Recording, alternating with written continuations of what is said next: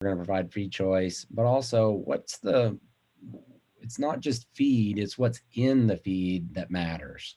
And so I like to use this graph. It's a representation of a 12-month production cycle. If we were lambing or kidding on a 12-month, this is kind of what it would look like. Some of you may be on an accelerated lambing or kidding where it's every 8 months. And basically, you're just taking 2 or 3 months out of that maintenance period out of the equation.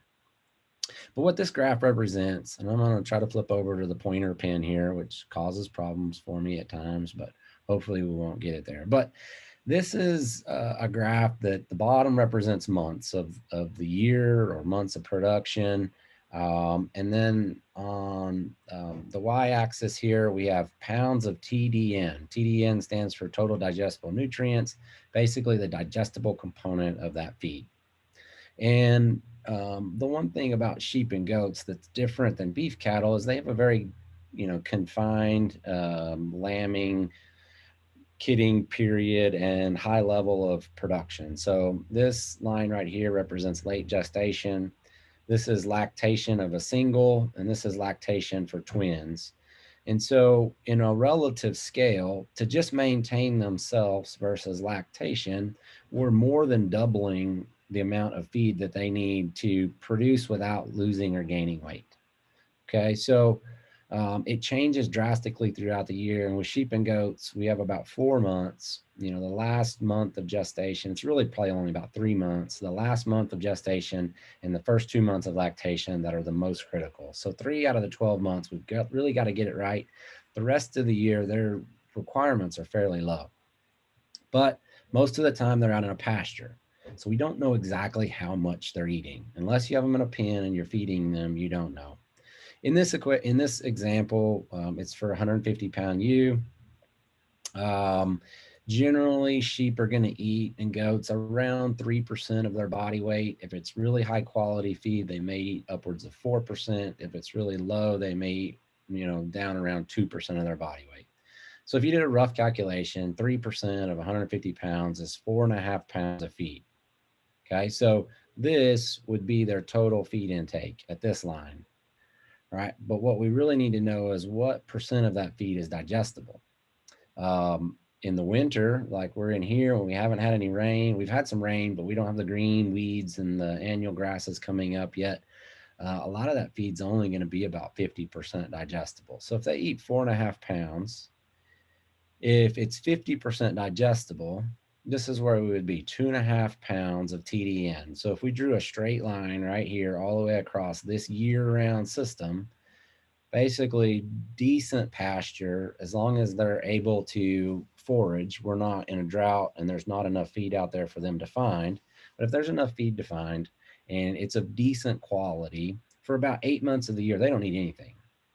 They're going to do just fine because they're going to be able to have enough energy to stay above this line. Um, but it's been very droughty here up until recently in the western part of the state. There's not enough feed out there, and what feeds out there is not very good.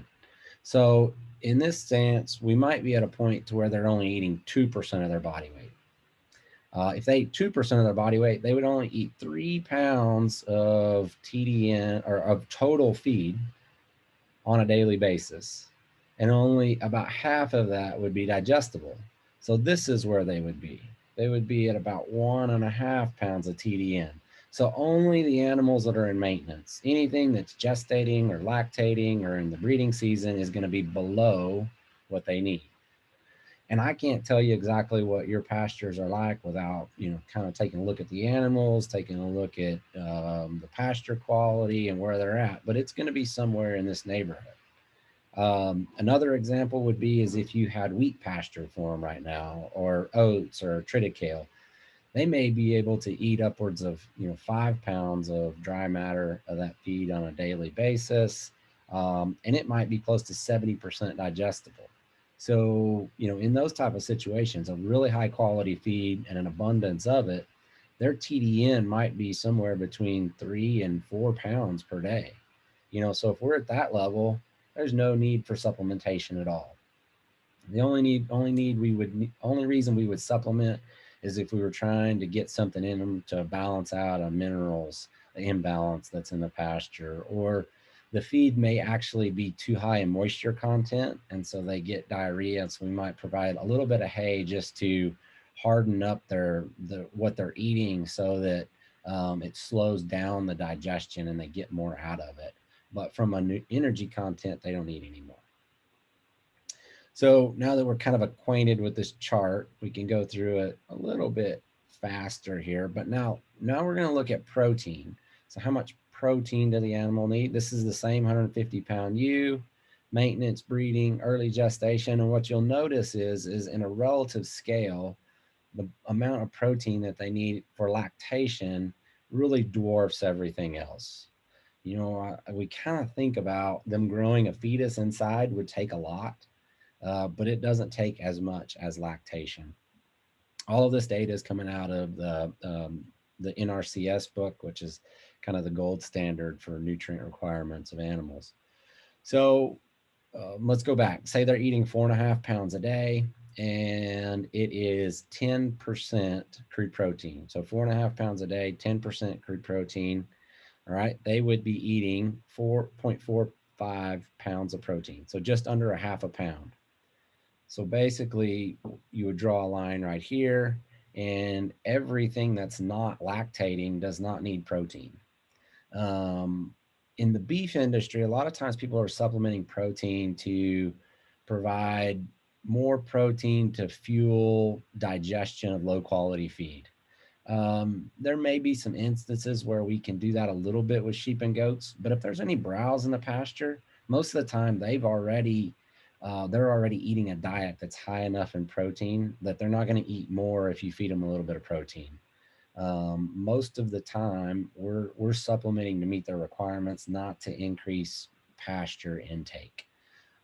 So if they're able to eat enough, let's say that they're only eating 3 pounds of feed because there's not enough in the pasture, and it's 10% crude protein, then it's going to be down here, still above everything except for the animals that are in late gestation or lactation. Hope that's making sense a little bit here. But I think for sheep and goats, most often protein is only going to be needed, and we're going to see a good return on investment during lactation. The rest of the time, if they need supplement, it's energy that we're trying to provide to the animals. Okay, so we should ask ourselves, why are we supplementing? I mean, we want to do what's best for the animals, and generally what's kind of good for the animals creates a good return on investment.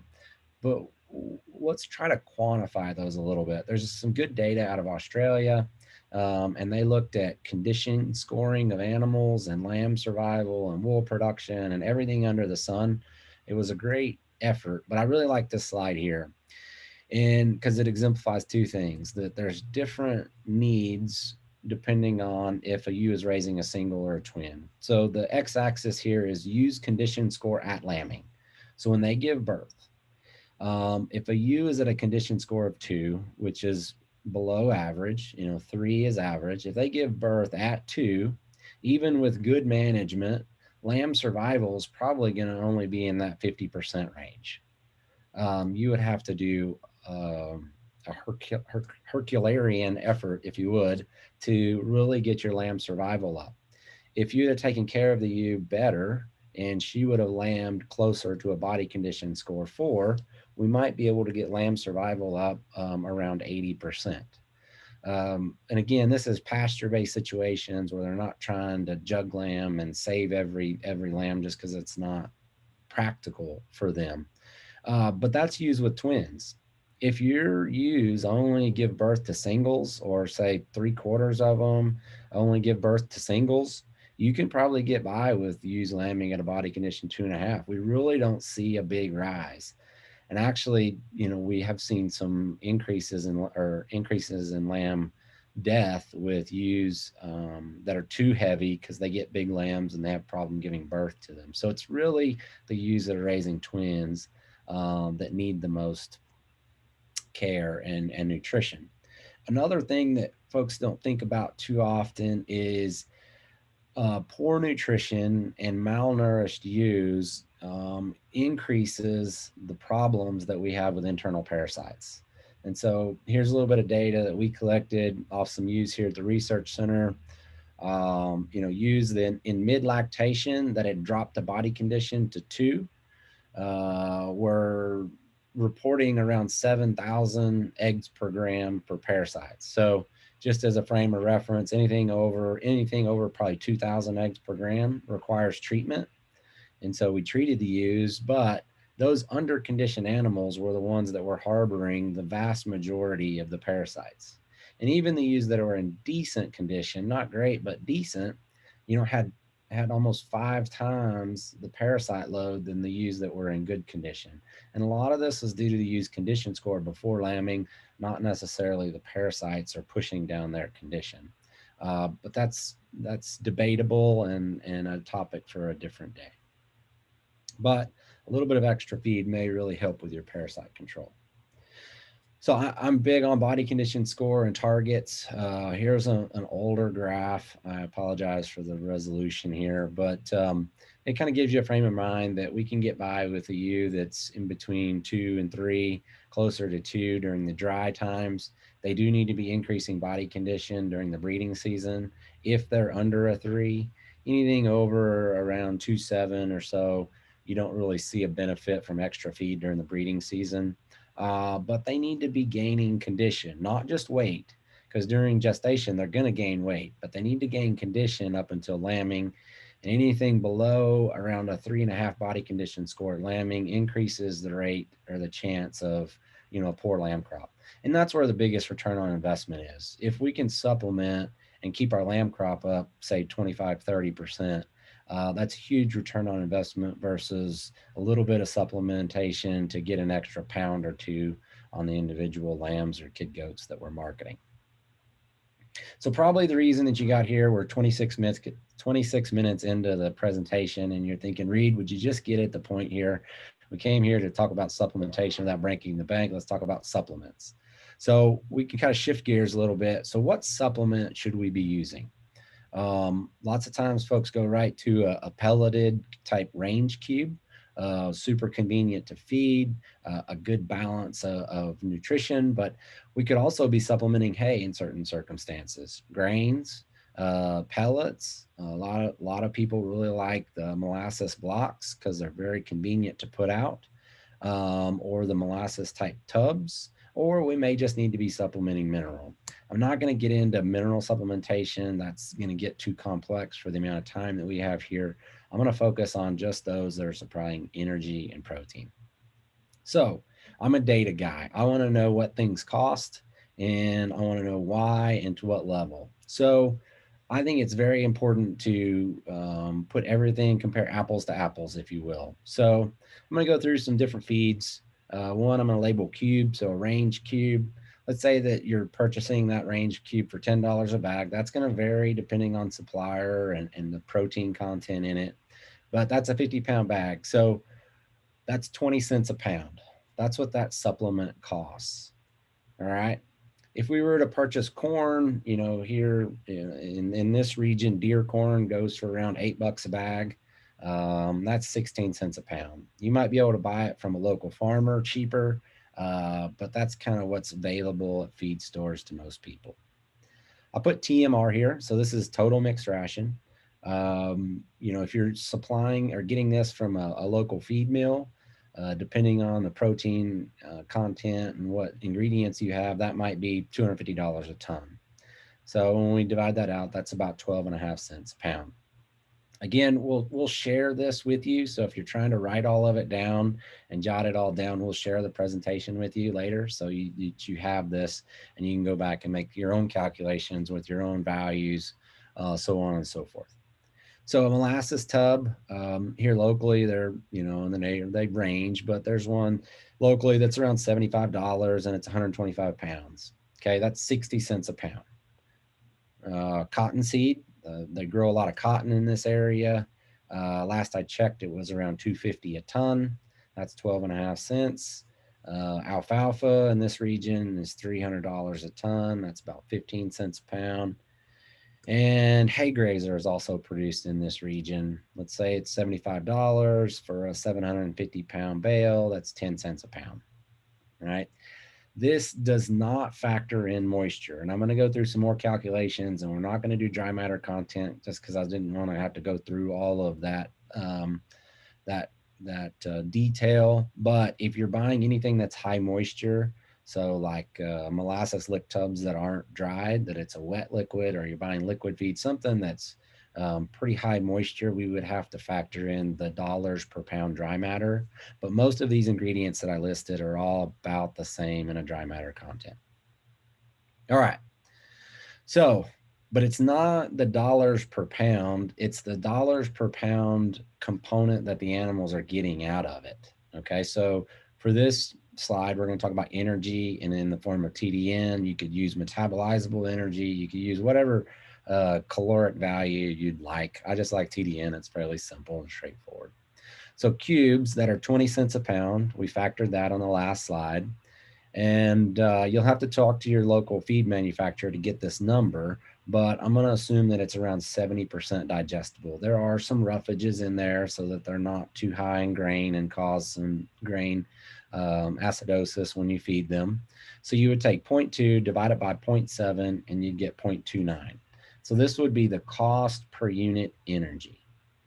All right, if we did the same calculation for corn, it's almost half the value, not quite, but almost half the value as an energy source. Okay. TMR, or a total mixed ration from a feedlot, let's say it's a little bit lower in energy than corn, but it's a pretty high grain TMR. Let's say that's 15 cents a pound. Again, these are going to vary depending on what they cost and what's in them. A molasses tub that's 60 cents a pound, that's say 90% TDN, 71 cents a pound TDN. Cottonseed, alfalfa, for the sake of time, I'll just kind of flip through these. You can go back and look at them later. But now we're at a point that if we need to supplement energy, and these are our options, we can go down this list and go, all right, cottonseed was my most inexpensive energy source. The total mixed ration was right there in that same neighborhood. Corn and hay grazer were right there as well. I'm not saying that you have to use the lowest cost one. You may decide that the cube is the best option for you because it's less waste, and we need to supplement a little bit of vitamins. You know, this corn is going to be a mineral imbalance because it hasn't been balanced for it. TMR is generally going to have a balance of minerals that you're looking for. But things like cottonseed might have some imbalances that you'd have to take care of. But you may be supplementing protein. So here's how we would calculate what's the most inexpensive protein source. So again, 20 cents a pound for a cube. They're going to vary. Some might be as low as 12. Some might be as high as 40. Generally, they're mostly between 20 and 30. But a 20% crude protein, so you do 0.2 divided by 0.2, you get $1 a pound crude protein. Corn, albeit cheap, is low. It's half the amount of protein that the cubes do. So our cost per unit protein is higher. Total mixed ration, most of these mixed rations are in that 14 to 18% crude protein. I just picked 16 in the middle. That's 78 cents per pound of crude protein that we're feeding. A molasses tub that's say 24% crude protein at the value that we talked about before is $2.50 a pound for crude protein. Cottonseed, around 20% crude protein, $1.63 per pound. So we can, went too far. Now we're at a point that we can go through all these feed ingredients and identify which one we think is the best for us. Cottonseed may be your option. You might not like how you have to feed cottonseed. So you might go to, say, alfalfa. Often we don't think about hays as a supplementation out on the pasture, but if you're able to supplement it and they're not wasting much, it would probably be your third best option behind a total mixed ration. These rations that are less expensive aren't pelletized, so you're going to have to feed it into a trough. You can't really pour it out on the ground without having a high level of waste. So there's pros and cons with a lot of these different feeds. The molasses tub is the most expensive by a long shot. but it's definitely the easiest to put out there. The animals come by, they don't eat a whole lot of it, around a quarter of a pound or less per day. And so they just get a little bit of protein all the time. If you need a lot of protein, it's probably not your best option. Or if you have the ability to feed some of these others less expensive without a ton of effort over in the top of what putting a molasses tub without, they may be your best option. So once we've kind of gone through those and made our decisions, we need to talk about how much and how often. I would encourage you to go back to those first two graphs and put some thought into it. Talk to your local county agent, talk to your nutritionist, and go through what's my pasture conditions like? What do I think my relative intake is? What do I think the relative protein value and energy content is that feed? And what animals do I have in the pastures at this moment? And find which one of those, or where you're at and how much extra energy or extra protein you feel like you need. Most folks that are feeding cubes or corn or a total mixed ration, something that's got a fair amount of grain into it, are going to be targeting in that half a pound to 2 pounds per feeding. Some of them might even be on the lower end, maybe a quarter of a pound. Often, if we're feeding less than half of a pound, we're not giving them a whole lot. We're probably just keeping them gentle, keeping them tame, getting them to come up out of the pasture so we can observe them. Um, you may then go through and decide, can I feed this? Do I have to feed it every day? Corn is something that if you feed too much of it in any one setting and animals in a pasture, they may get some acidosis until you get them kind of adjusted to it. So you may need to feed that on a day or every other day if your target intake is above a pound per day. You can't really dump out 3 pounds per head of corn in any one setting without them adjusting to it, and you're likely to have some digestive problems in the animals. Molasses tubs, as we mentioned before, super easy to put out. They're gonna eat it free choice, somewhere between 2 to 4 ounces. Some of that depends on how much time they spend in that area and the temperature. The warmer it gets, the softer it gets, and the more they can eat of it. The colder it gets, the harder it is, and the less they may eat. And you'll just have to observe that disappearance and the number of animals out there to target in for what you want. Cottonseed, it's kind of self-limiting. Cotton seeds are generally around 20% fat, and most animals don't want their diet to be above around 6 to 8% fat, and so they're going to limit how much they're going to eat themselves. A lot of people will just throw out 3 to 4 days worth of cottonseed at somewhere between a pound to 2 pound target per day, and they'll eat a fair chunk the first day and then come back and clean up some more. Maybe by day 3 or day 4 they've picked up most of it. If you've got a lot of dirt in the pastures, there's not a lot of grass cover, there may be a fair amount of waste with cottonseed. But if you've got some decent cover and it doesn't get stomped into the ground, you might be able to minimize that waste. Or you can feed it into a feeder of some kind. There's a whole bunch of different strategies that people have used to feed cottonseed. And then you have hay. We can put out hay free choice. If it's really good, they may not eat anything out of the pasture because they'll sit there and just eat hay the whole day. Lots of times people want to limit it unless they're trying to reduce the amount of pasture pressure that their animals are putting out. You can limit it to somewhere between a pound and 2 pounds per day. They'll clean it up in the pasture, depending on kind of what you've got out there and the amount of you know dirt manure. If you're in a dry lot, you probably want to get it up off the ground, but if you've got some grass out there like what's in the picture on the screen, you might be able to toss it out and they clean most of it up fairly well. Some other considerations in your supplementation plan to reduce labor, you may look at limited intake bulk feeding. It had been very common, or it is common in this area, to add salt in somewhere in the neighborhood of 10 to 15, 18% salt in a feed to limit how much they'll eat in a particular day, just because they get overloaded with salt.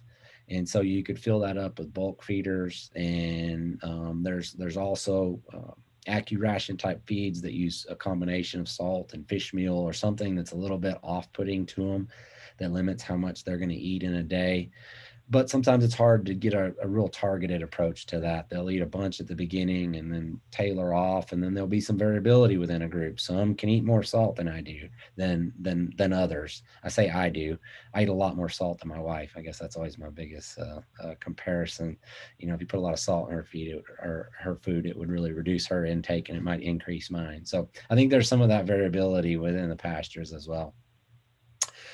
Creep feeding is also, something to consider instead of feeding the ewes. If we're feeding the lambs or the kid goats, this picture, this advantage feeder, they have a kind of a built-in creep feeder panel where it drops down and only the lambs can get their heads in, and not the ewes. Or you could set up something where you're feeding the ewes and lambs, and then you fence it off and put in a creep panel to where just the lambs get in.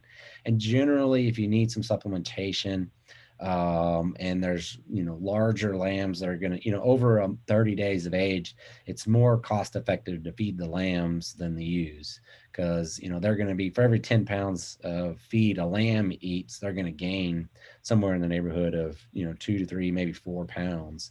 And so you're getting a good return on that investment. Whereas if you're feeding ewes, you may be keeping condition off on them, but you may be better off weaning them and letting them regain weight after that lactation period dries up, because we saw the charts, the amount of nutrition it takes to keep them in lactation.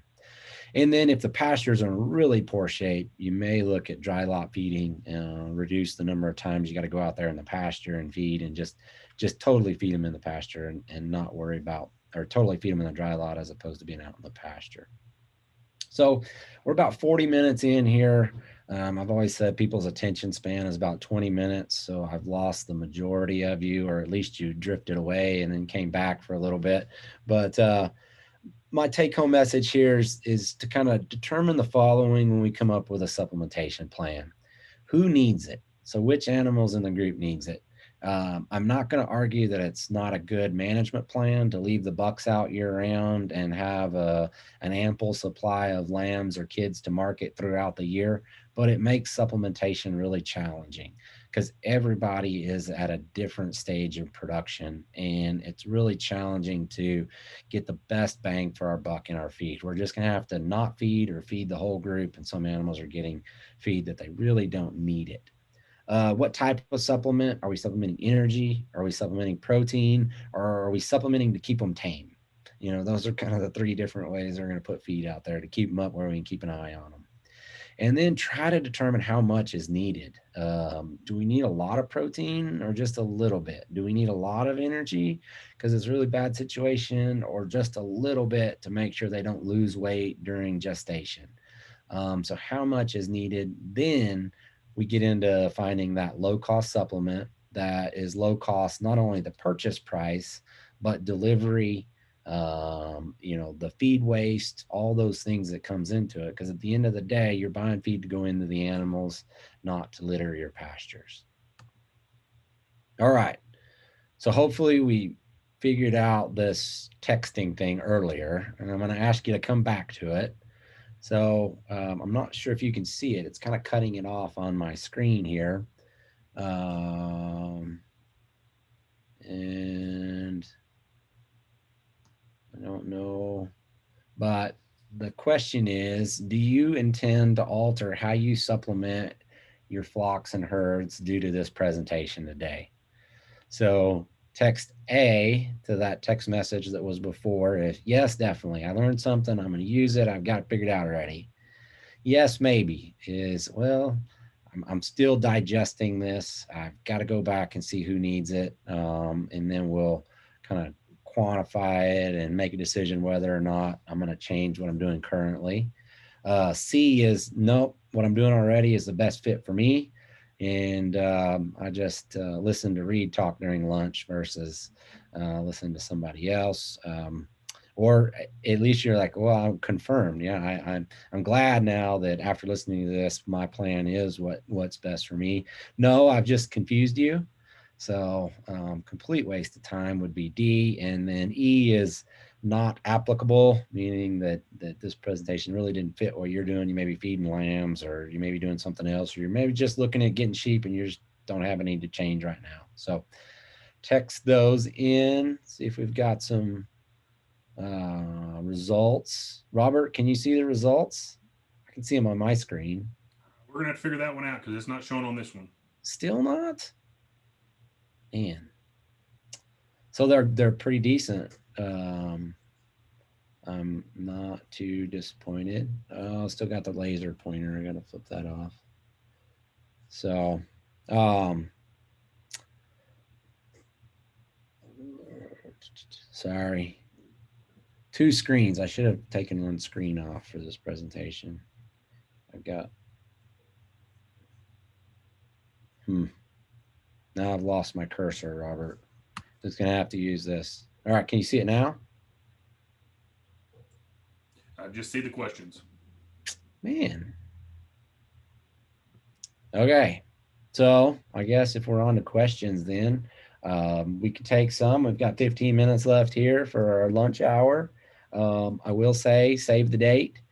We're hoping, you know, God willing, that COVID is at rest by August, and we can host our Sheep and Goat Expo live.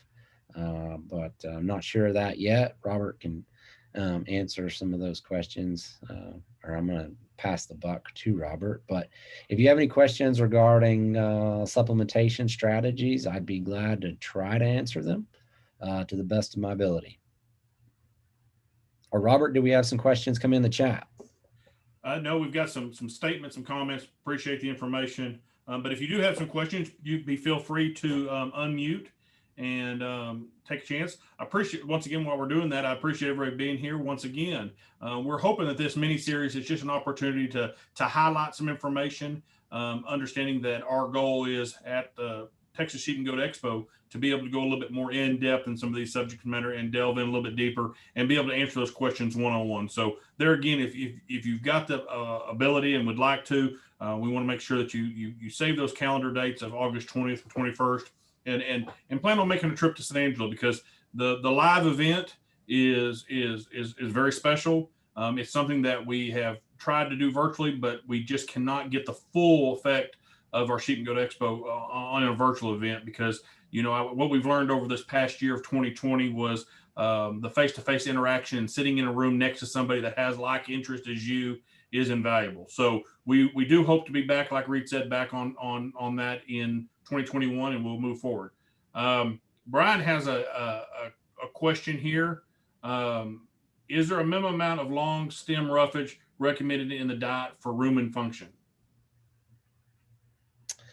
Um, yes, there is that effective fiber. I might not be the best person to answer that. I've always just said the kind of rule of thumb is around 30%.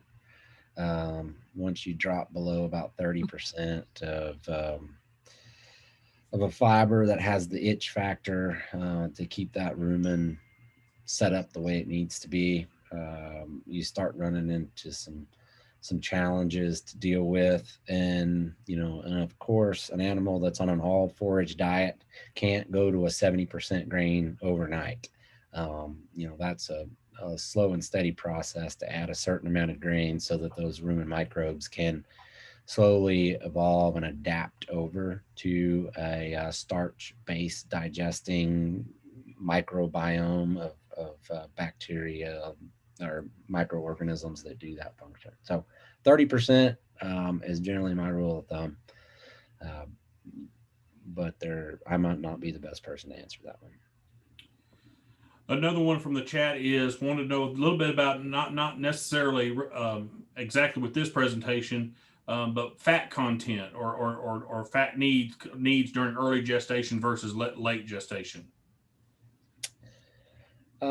Generally, when we look at fat, it's either something to restrict the diet or it may be, something to try to increase fat to increase the energy content of it.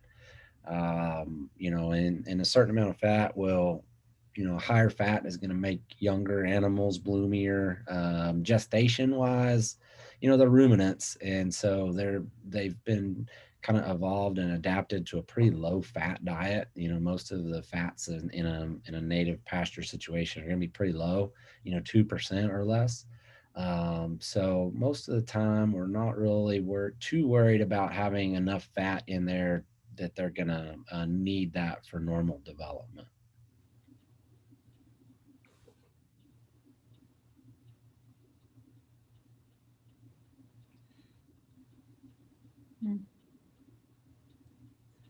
Ask a question. Fire away. So I've got a market, some people wanting to, like a direct market, they want strictly grass fed. How are people getting these lambs to 110 pounds?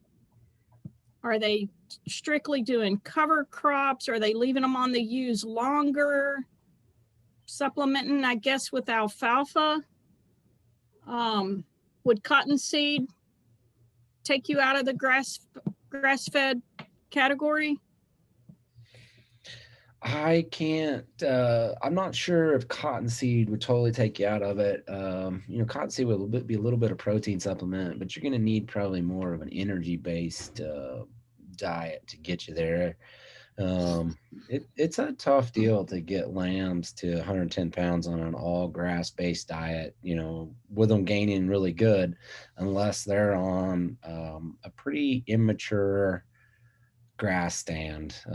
Annuals are preferred by sheep and goats. So, you know, wheat, oats, triticale, some of our winter annuals, you know, or maybe even like a hay grazer or something like that to get them there up to that weight because that takes time, right?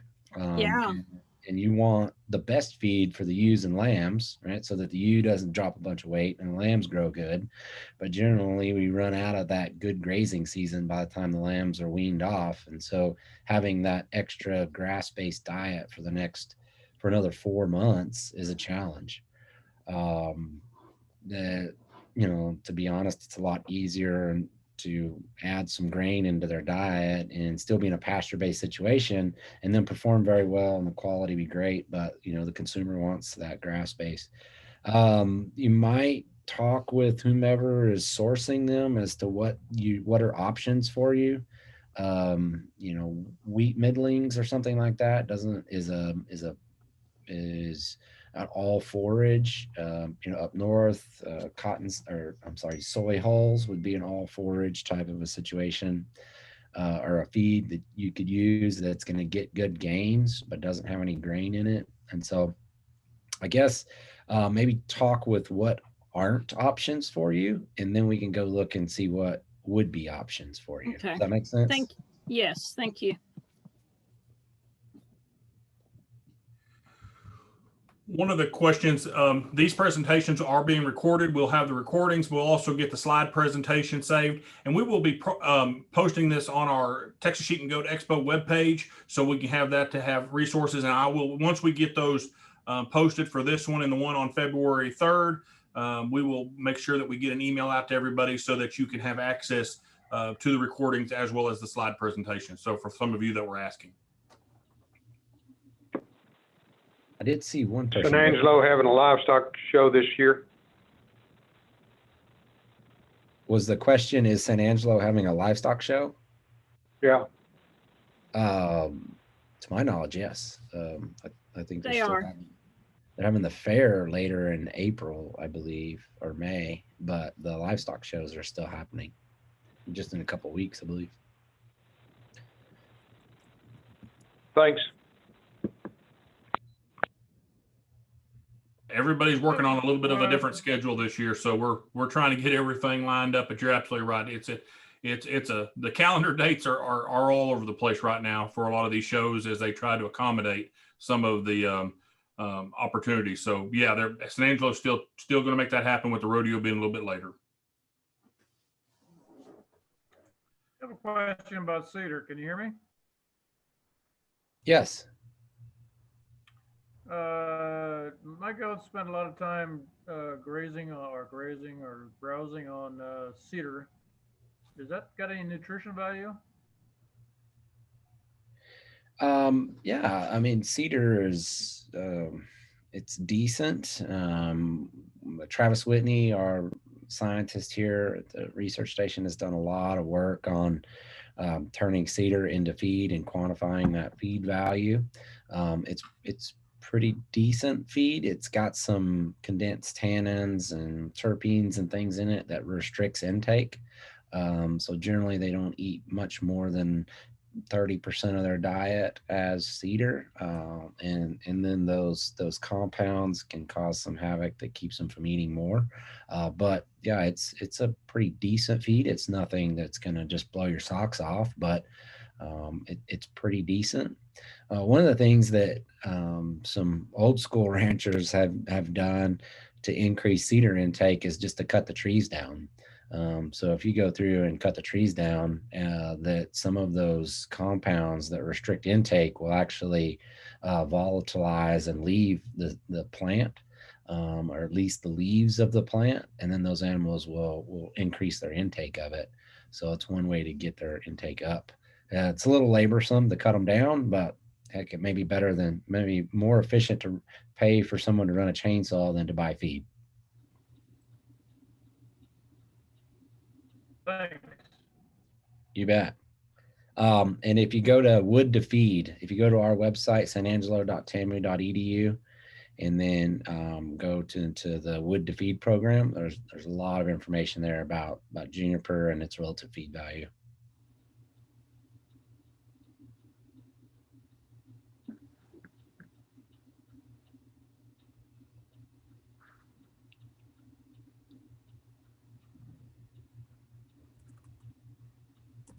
Any other questions, Robert? You see, I'm trying to scroll through the chat here.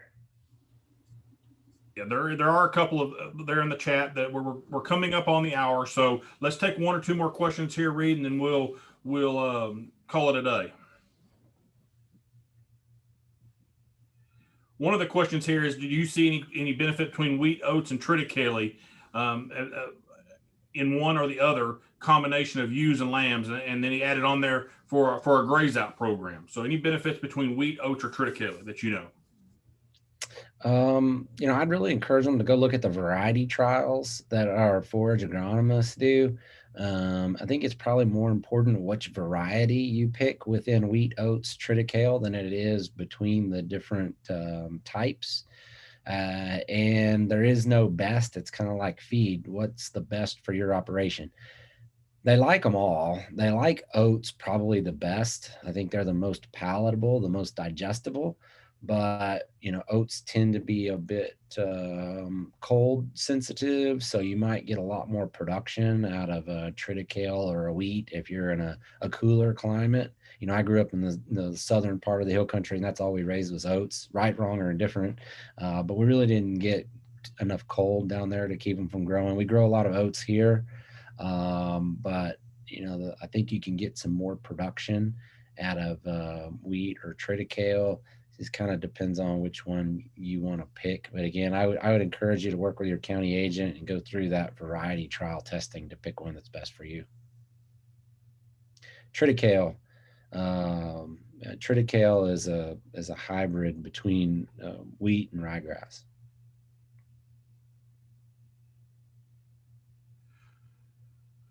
Reed, I don't know that we've got to everybody's questions, but we are pushing up on the hour, and I know we want to keep it within the 1 hour time limit. So let's wrap it up there. Any last minute things you'd like to say, Reed? And once again, appreciate everybody's patience with us today. We've tried some new things, and we're learning as well. And then we hope to have some opportunities to have y'all's input, as well as some of the topics that we may be looking forward to for future Texas Sheep and Goat Expos.